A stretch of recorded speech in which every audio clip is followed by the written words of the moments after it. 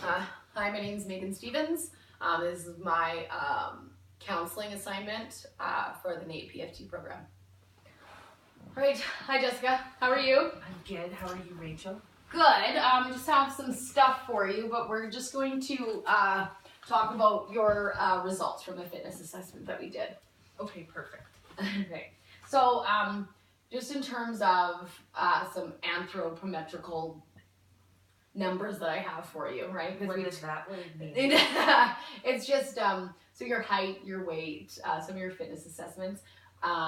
The Canadian Society of Exercise Physiology has put together just kind of categories to help kind of guide us as personal trainers to put their clients kind of into categories and kind of summarize all the risk that's involved if you are in these categories, just as a point to start from and where we can go from there on. Okay? So again, these are just numbers. Okay. And we're at the beginning. Okay? So we're starting, we're going to be starting an exercise program. Okay? So these are just numbers, and your numbers are actually quite great. In terms of like your fitness assessment and what you're actually capable of doing is awesome. Okay, there's just some lifestyle things that we just need to work on. It'll be, don't worry. Okay? Perfect. So the first thing that we would just want to talk about is your BMI. BMI is your body mass index, height, weight, and what that means in terms of overall health. Okay. Okay. So, so if I show you this, it's just we have like there's 4 basic categories. Okay. There's and then you're here at the overweight category. Okay, but just so you're at 28.4. Okay. A healthy weight is a 24.9. Okay, so I'm not too far off. Yeah, we just have like 4 points to work around, and that will look like about 20 pounds. Okay. Or because we have taken your waist circumference, right, your waist measurement. So we take your body mass index and your waist, and that tells us true things about your overall health. Okay. Because like if you take somebody that's short but is a bodybuilder, their BMI is going to look really high, but it's not accurate. So that's why we would take the waist measurement. Because if somebody stores a lot of weight around their waist and kind of nowhere else, it indicates usually a high level of stress. Just because if you are highly stressed, your body will store weight here because it's protecting your vital organs. So your waist circumference is 101 centimeters. Okay, that's what we have to do them in. Okay, so it sounds huge, but it's just because it's centimeters, not inches. Okay, we all use inches, right? So what is considered healthy is under 90 centimeters. So it's only 10 centimeters, which is like 4.5 inches. It's very easy to accomplish for sure, right? We just know that like it's just some lifestyle things that we need to work on. Okay, and I know that you're really looking at a way to kind of find a system that works for you, right? Because you've told me that you've been down this road before, and it's just about this time you want long term, right? You're no longer doing the quick fix, the up and down diet thing. That was many moons ago for you, and it didn't really do you any favors. So now it's time to get serious. Okay, so I've just put together a few tools, just from this lovely binder that we use for exercise physiologists and personal trainers. So the one that I think is the most important is a goal-setting worksheet. Okay, because I mean, how do we know what you want to do without setting goals? I mean, this applies to exercise and life. Okay, so maybe we'll fill them out together here. Okay, so just a goal-setting worksheet. So what is your long-term physical activity goal? To lose weight and get healthy. Perfect. Okay. So now, like I know you're a smart lady. You're a nurse, like right? So to achieve this, what do you think you need to focus on? Increasing probably my anaerobic activity and get more busier. Yeah. I know. It's just that, we get so tired at our jobs, right? And just want to sit at TV, and like because you're doing like the home care nursing, it's not like when you were running around the hospital. And I know having more muscle will help me lose weight as well. Yeah. So maybe we can incorporate something like that. Yeah, strength training for sure. I'm a huge advocate. I want strong women. I want happy women.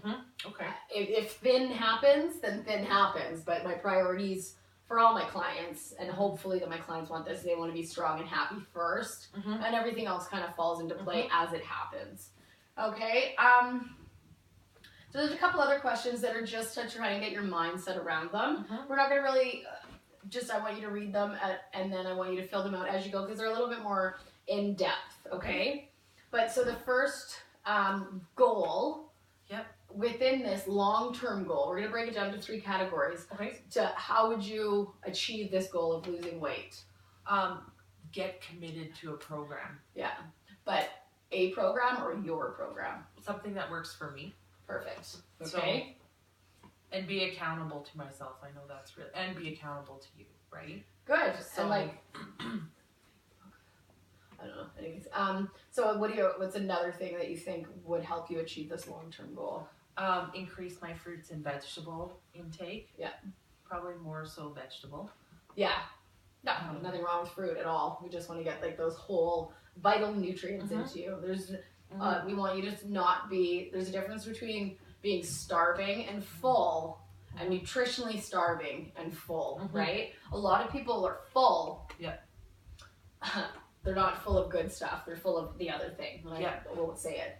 But we want you to be nutritionally full, right? Okay. So that's what we're going to work on. And then what would be like a third one? I think you've already said it. So decrease being, sitting around so much. Maybe go for a walk, right? Cleaning bowls. Yeah, or just not be so lazy. Yeah, I wouldn't call you lazy at all. I would call you tired. Yeah. Right? So like we can increase your overall energy, and when you're happy, you have energy, right? And then when you exercise, you tend to get happy. Like basic science says, you exercise, you get endorphins. Endorphins make you happy. Yeah. So awesome. So just like, what do you think? So when we have success, what will that look like to you? To have a food journal, I know that would be big. Yeah. An exercise, workout plan log, if you want to call it that. Having in my food journal to show that I've increased my vegetables and my healthy food. Yeah. Nice. And increase my, my flexibility, my strength training, and seeing how that's going to go up. And just being overall more happy and healthy.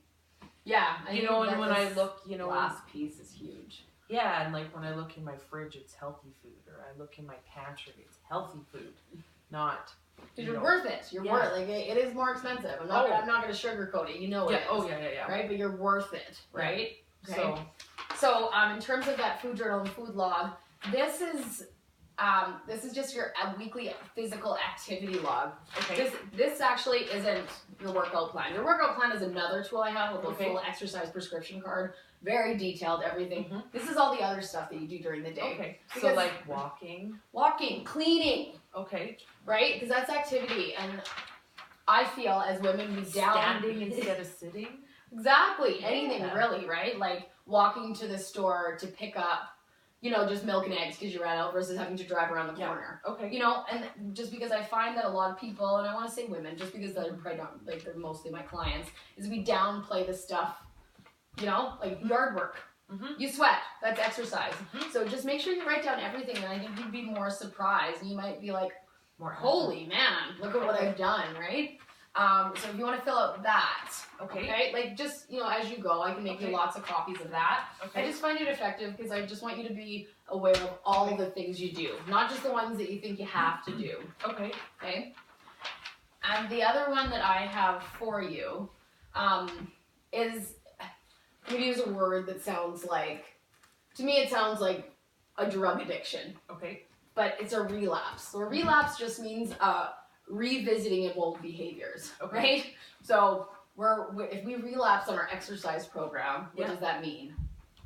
That we just pick ourselves up and start again?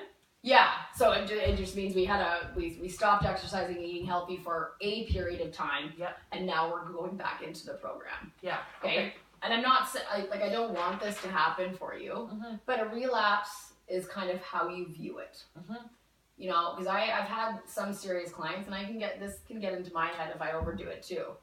A relapse isn't one cupcake. Mm-hmm. A relapse isn't missing 1 or 2 workouts. Mm-hmm. A relapse, because you need to give yourself a break and that kind of thing. A relapse is completely foregoing all your efforts for a month.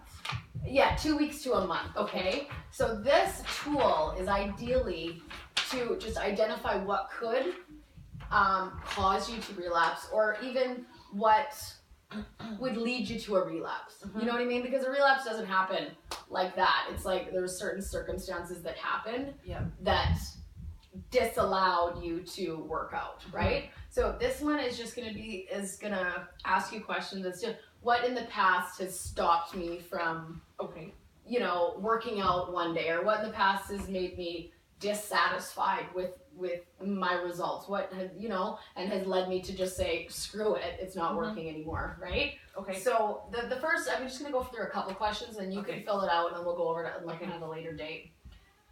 So how confident are you this time that you're going to maintain your physical activity action plan? I think about a 3.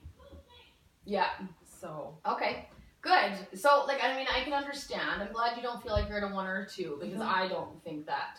There's certain stages of change that people go through, and, like, technically you're in the preparation phase, but you've also been down this road before, and you know what you want. You're a smart lady, okay? So, so in terms of, what would you need to change to increase your confidence? Just in your ability to manage the exercise times, that kind of thing. I think my attitude and self-doubt are huge ones. Okay. And just being too busy and too tired. Yeah. And too scared to fail, so kind of don't start. Yeah. Because then you're not gonna fail. Yeah. Kind of thing, if that makes sense. Yeah. So. And I can totally relate to that. But there's a thing that I want you to realize about exercise.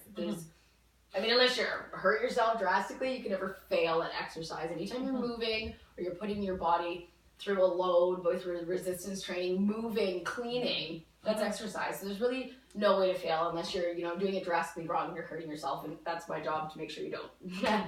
Okay, so I want you to be really confident that you have the support, you know, and you do have the tools, right? Okay, so, yeah, so if you just want to fill these out, and if you ever feel like you're like, why am I even doing this? What does it matter? Or then maybe go back to your food and your exercise journal and use those tools in addition to this to maybe be like, oh, look I ate tons of fruits and vegetables that day, you know, just like the Canada's Food Guide told me, and I made it to my personal training session, and I mowed the lawn and weeded that garden again this week, you know, and then on top of writing all those activities down, you know, maybe like how did that make you feel that day, right? Because everybody's gonna have bad days. So if you go back and go over all your tools, right, I feel like it will kind of limit that kind of negative headspace that we all go through. Okay, so, perfect. Yeah. Okay, so I think I would like to do this kind of rehashing of information, you know, kind of in about a month after we've been working out 2 times a week to just kind of go over the whole plan, and if we have to reevaluate what our plan looks like or anything, then we totally can, right? Perfect. Awesome. Well, thank you so much. So much help. Good. Thanks.